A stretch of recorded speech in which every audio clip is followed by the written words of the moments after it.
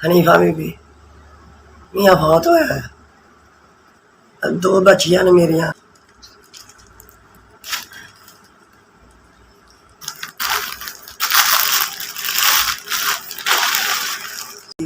बड़ा दुआवां देंगे अस के गरीब के राशन चाहिए है। असी तुहाडा शुक्र बशीर अपनी मंडी कर तोरी का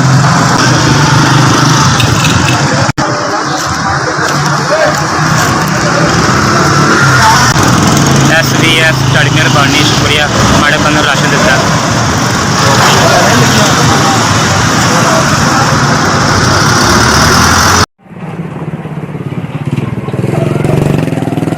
जैसे 200 रुपया कमाना मैं पानी का पे थोड़ा पड़ा हो तो मेरे ब्याह से कर लिया साढ़े कमाइए बरकत पाए लमिया तेना बहुत साढ़े बच्चे क्यों है यार मेरी साड़ी मेहरबानी सारा मेरे तक पहुँचाया वा।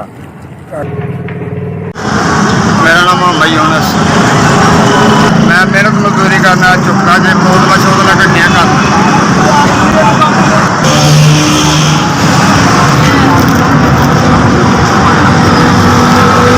की मेहरबानी कि आपने हमारी हेल्प की हमें राशन दिया है।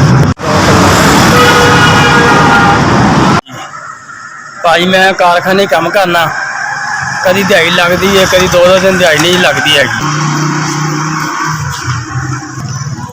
बड़ा ख्याल रखिया जी अल्लाह पाक तुहानू तंदुरुस्ती देवे जी अल्लाह पाक तुहाडा भला करे। माड़े बंदे ने मैनू दिता जी राशन पानी अल्लाह पाक तुहानू तंदुरुस्ती देवे अल्लाह पाक तुहानू होर तौफीक देवे जी इदू दूना तुसीं लोकां नूं दवो जी।